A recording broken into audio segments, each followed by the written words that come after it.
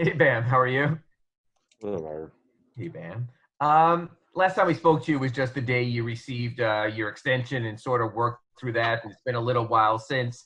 Has it sort of set into you the responsibility that comes with it, the obligation, and sort of just being at a different place in the hierarchy right now? Thank you. Uh, what you mean like hierarchy? Like I mean, elaborate. just the expectations that you're the quote unquote being a max player and sort of being at a different place than the impetuous rookie who is just showing people that he belongs. Uh, Big responsibility. I feel like I've come to figure that out. Like I have a big responsibility on this team. So the money don't change my responsibility in my head. My whole thing was when I got in the NBA was I gotta win the championship. And that mindset didn't change because I got an extension. That's always been my goal. We got there this year. It wasn't good enough. Now we gotta keep figuring out and keep progressing. All right, next we have Anthony Chang with the Miami Herald. Go ahead. Why didn't you go first? Ira beat me to it. Sorry, man. A few of the incoming rookies, including Precious, have said that they've kind of watched and studied your game to kind of model their parts of their games after years. And I think Rashawn Holmes from the Kings said yesterday he's been studying tape of you and your passing to become a better passer. When you hear stuff like that, like how does it make you feel in regards to how far you've come just in these 3 years and how much you've grown? Where you see other guys around the league trying to model their games after years. Uh, it just shows respect for my game, and I feel like I'm trying to change basketball. Being a center, being able to play both sides of the ball, and being a pass as well as I can. I feel like that's a different maker on the team, especially at the center spot. So just it's respect at all levels. And as far as Precious, he studied your game a lot in Memphis. Their coaches gave him tape of yours to watch. You see similarities between the two when you came out of Kentucky, and kind of what are your first impressions of what he can do? Uh, he reminds me of myself when I was at Kentucky, but had way more leeway, and I feel like his rookie year gonna be better than mine. Me being honest, uh, I feel like he has more skill than I did coming into my rookie year, and it's gonna be fun to work with Precious, and just figure out what his mindset is and what's his why and how he wants to go about his rookie year.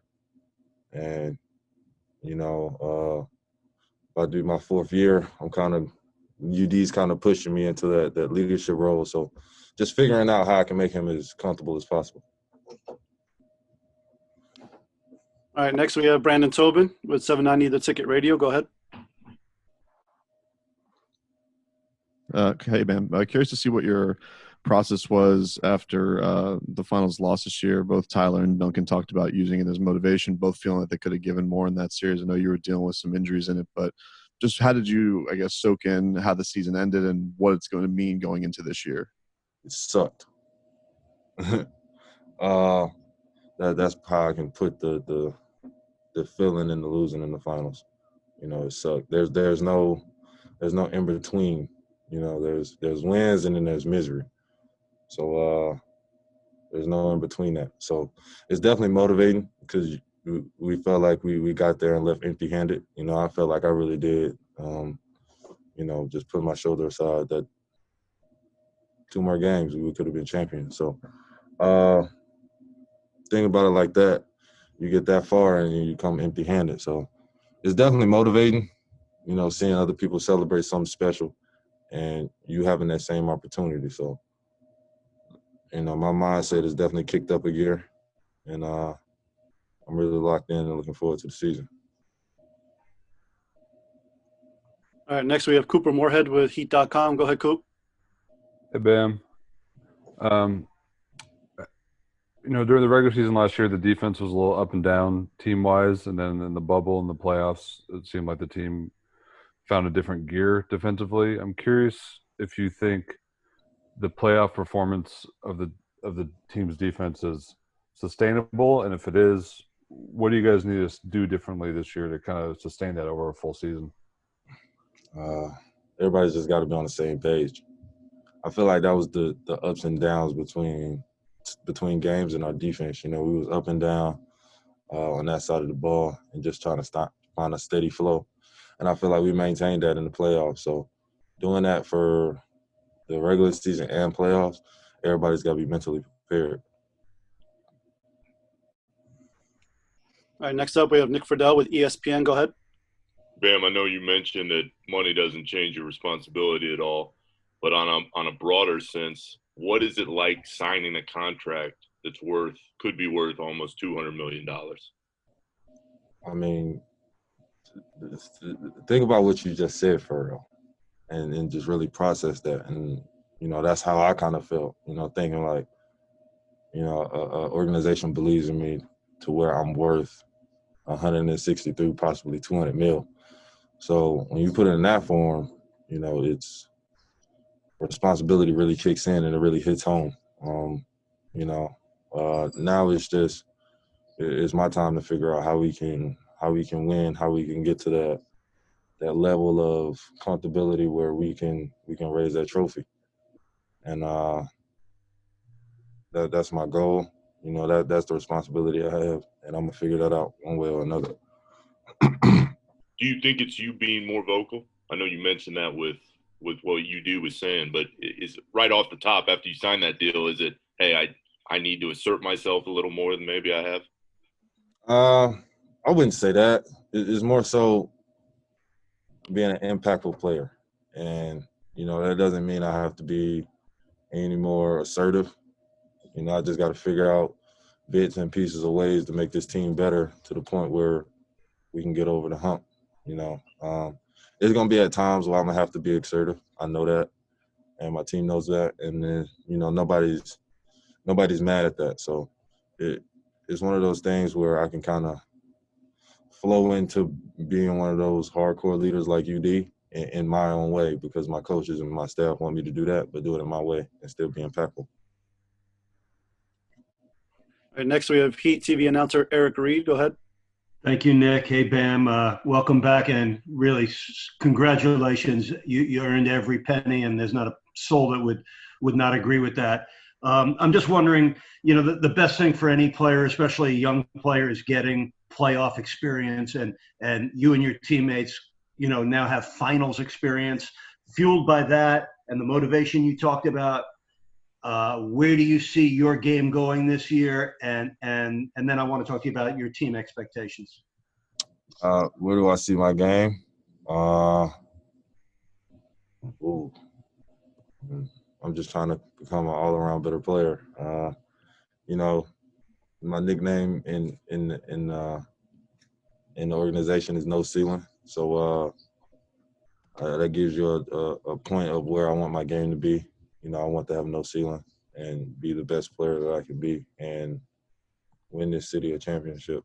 So, and then for my team, you said team expectation, right? Yeah, with 12 of the 15 guys back, plus the addition of playoff tested veterans like Avery and Mo, and the promise of this number 20 pick that could be a great compliment to you and your team.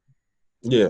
So I feel like we're moving in the right direction. They made moves, and I don't know. For the team, I expect us to have a better understanding of how long a season is and how we can put ourselves in a position like we did last year to where we can keep chipping at this. If it starts from me and Jimmy and just goes below, and we want to be back there. We want to be back in the finals. That's a team expectation. The guys are coming into a culture where it might be different at first until we all realize that at the end of the day, we all want the same goal, and we don't care who scores the most points, who gets the job done. As long as at the end of the day, we end up with W's. And next we bring back Ira Winderman. Bam, since Anthony's question was better than mine in the first place, I'm just curious. At 23 years old, to have players wanting to emulate your game, how sort of crazy is that? And at any point while you were doing it, whether it was operating the offense from the elbow, becoming a big man facilitator, advancing the ball 94 feet, did you ever feel in your mind, hey, I'm changing the game? I kind of felt that. Like I said earlier, I felt like I was changing the game because, you know, you don't see too many centers in this league playing both sides of the ball, but also guarding 1 through 5 and running the offense. And, you know, doing like between me and Jimmy do most of the heavy lifting. So just for people to want to be like me and kind of take bits and pieces from my game, it's kind of how I looked up the Lamar Odom and Kevin Garnett. You know, just looking up to those guys, it's kind of like the same thing. Except I'm 23, but it's all respect. You know, I definitely thought about it. I definitely want to be when long time down the road when my career ends. Whenever somebody mentions top 5 center or top 5 power forward, they always got to mention my name, and you know that's how I want to be remembered. So keep changing basketball. Thank you. All right, next we have Manny Navarro with The Athletic. Hey, Bam, congrats on the contract. You mentioned earlier that, you know, Udonis is really, I guess, pushing you to lead. I'm curious how he goes about that. You know, what kind of things he says to you, what those conversations are like, how often you talk to him during the day. I mean, can you just describe the way that relationship has evolved? Because obviously Spoelstra and everybody in the organization value UD for that leadership that he brings, and maybe how he's trying to pass that on to you. The one thing I love about UD is he's 100% honest. No matter how bad or how good it comes out, or how he says it comes from the heart, and that's one thing I respect about him. You know, I feel like that man's a big brother that I never had, and you know, through this thing, he's taught me life lessons. He's taught me basketball lessons. He's taught me business decisions, and you know, just he wants dudes looking up to him to be something great, and you know that's what I respect about him. You know, y'all probably seen in the finals or in the East Conference Finals, he's standing up in the huddle, being vocal, and everybody knows it's coming from the heart when he speaks. So just trying to get to that point where when I say something, everybody look at me because they know it's not just coach. I guess you could say coach speak, kind of, without being a coach. But you know, like I said, he's like a big brother, and he's trying to push me in that seat of where he was or where he is technically. And I'd rather him be around than me stepping in that role. So I'm gonna keep pushing for him to keep coming back. I'm just letting y'all know ahead of time. All right, next we have Anthony Chang. I mean, you guys had a lot of success with smaller lineups, especially in the playoffs last season. But you guys brought back a lot of size this year and also added Precious, who kind of is another guy in that power rotation. Do you think you guys can leverage that into a strength this season? And what challenges does that pose to opponents, you know, in a league where it seems like most teams are going smaller? You guys, you know, brought back a lot of skilled big men. I feel like it worked because, like you said, we brought back a lot of skilled big men. So all of us are versatile. And, you know, when you got bigs that are versatile that can help the team, help the guards, you know, do different things, it just makes our team better. Then you have 2 of us out there on the court at the same time. And it's a big difference. So I feel like us being so versatile at the big spot is going to help us out a lot this year. All right, next we have Heat courtside reporter Jason Jackson. Go ahead, Jax. Thanks, Nick. Good morning, Bam. 2 questions. First of all, how are you feeling? I know this quick turnaround probably didn't allow for the usual time to get back to a full 100%, but are there any restrictions as you go into work? Nah, I'm good. You know, I feel like that's been a big question. Am I healthy? I'm healthy. Back in the gym, and you know, ready for the season to get going. You know, I feel like it feels like a longer time than what I expected, just for the fact that we ended the season on a loss. So, you know, 2 weeks seemed like two months, and you know, when there's misery involved. So, ready to get the season back, ready to get going. You know, ready to get the new guys acclimated to the Heat culture. I feel like it's going to be a great season. And then the second question for you is, defensively, how do you view your continued growth when you're already all defense, you already have an iconic moment that we all have on our T-shirts, but there is still all NBA defense first team. There still is defensive player of the year that can kind of dangle as a carrot. Yeah, I'm for sure that's one of my goals, my accolades that I want. You know, I want to be decent player of the year, and I feel like I can do it. My teammates believe in me, my staff believes in me, and the organization believes in me. So just gotta go out there and play a little more defense. All right, next we have Shannon Irish with Heat TV. Hi, Bam. How are you doing today? I'm fine. Good. I want to ask you about Andre as a teammate. He's not only on the court, but he's an investor in several companies. He wrote a book. He's part of the Players Association. How does having somebody like that as a teammate show you how much you can take the game of basketball and do so many different things with it?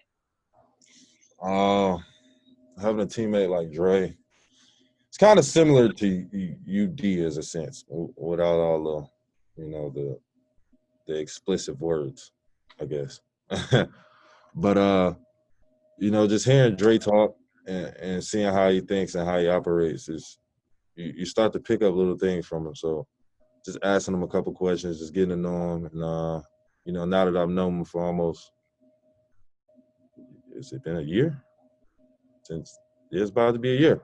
So just having almost a year under my belt of knowing Dre, you know, you can kind of call him and pick his brain. So just having him on the team, he's like another UD, and you know, he's got that experience of winning championship. He's got that experience of being a Finals MVP. He knows what it takes to win. So having him in UD and all of us having that Finals experience is great for us, great for our team, and you know, I'm happy to have Dre on my side. All right, next we have Amanda Ferguson with WFMY TV North Carolina. Go ahead, Amanda. Hey, Bam. Being a guy from the Triad, playing basketball at High Point, how does it feel to get this big contract and be able to take care of your family, especially your mom? I'm from the 252. I'm not from the Triad. Just wanna. Well, playing high school there. Okay, makes sense. Sorry, I just wanted to clear it up before you know, my city get mad that I didn't claim the 252. But being from where I'm from, a lot of dudes don't make it, and you know, being one of many and being able to take care of my mom, being able to take care of the people around me, it's a great feeling.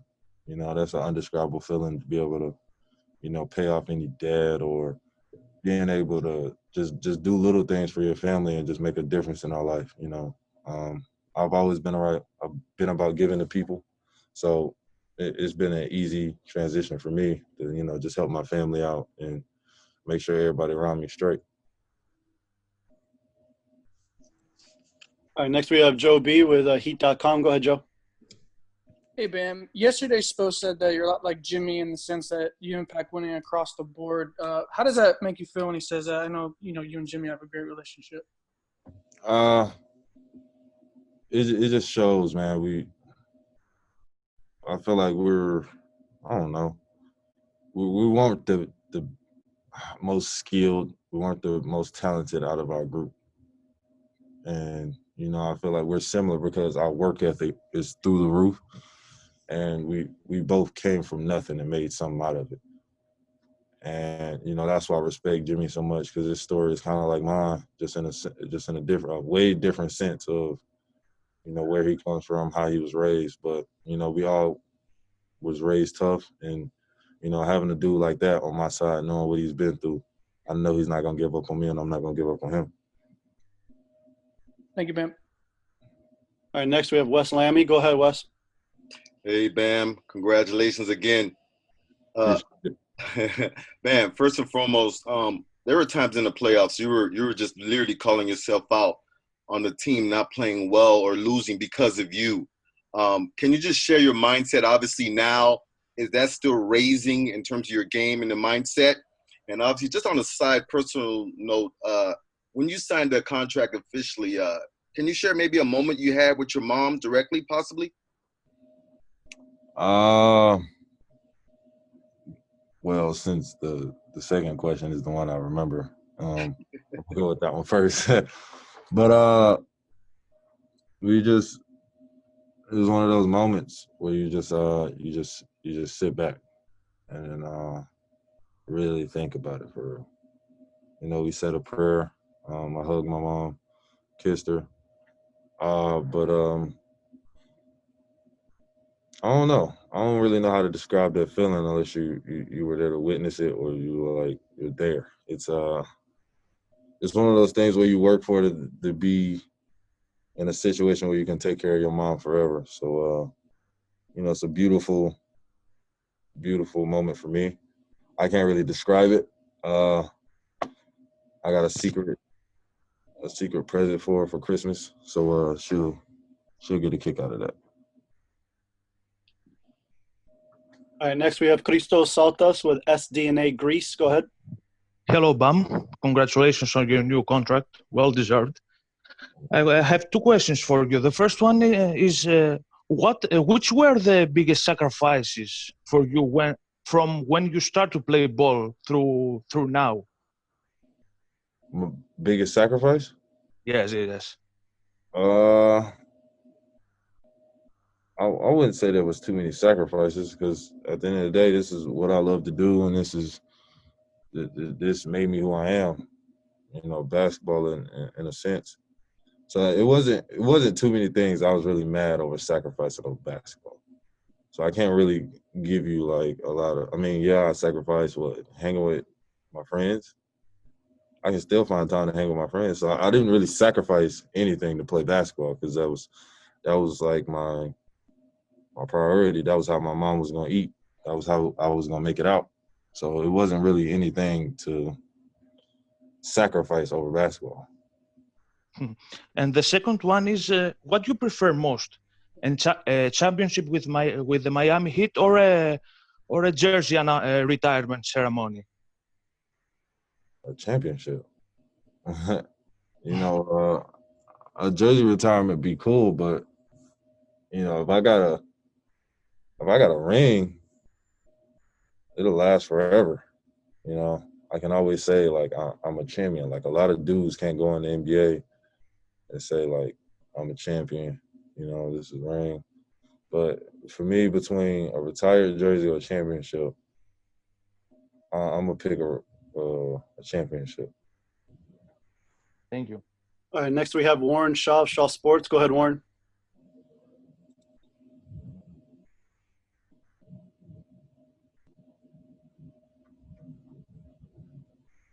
Go ahead, Warren, you're up.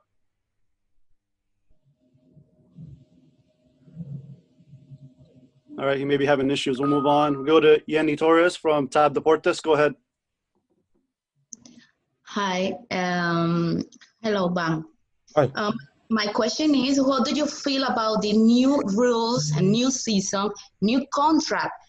Which was your expectations? Expectations for the season? Yeah, for new rules, new season. It's definitely gonna be different. You know, it's kind of like the bubble situation. You got to be open to it. So, you know, I'm open to us how we're going about this. You know, everybody's doing the correct protocol to stay safe, and I feel like it's gonna go smoothly if everybody stays within the protocols and just stay safe. Thank you. All right, next we'll go with Charles Talden with the free agent France. Hi, Bam, and congratulations also for your new contract. I just wanted to know how this short off season has and maybe will impacted the whole team regarding training, regarding your physical form? Well, as everybody know, the Miami Heat likes to be in tip-top shape. So from the time the finals ended till now, I don't think any of us are out of shape. You know, I don't think we're that far off from being in the shape that we were in the finals, if that makes sense. So, you know, I feel like that's going to be good for us. And, yeah. What was the second part of the question? No, that was it. That was it. Okay, thank you. All right, we'll close up with the final question from David Cianonetto from Gazzetta dello Sport, Italy. Go ahead. Hey, Bam, congrats for the contract. When you started last season, a year ago, I guess, what were your expectations? And I'm pretty sure you exceeded that. My expectations for last season? Yeah. I mean, when you started the season, I'm pretty sure you didn't imagine to become, to have this breakout year, become like an all-star, go to the finals. I did, because if you go in the recent interviews that I had earlier in the year, I said if I average 16, 10, and 5, I could be an all-star. And I did that. So I don't think I was really off a lot from what I expected. You know, going into the bubble, I wanted to win the finals. We got to the finals, and that was a different outcome. So just looking to, the things that I didn't complete, just looking to do those and complete those this season.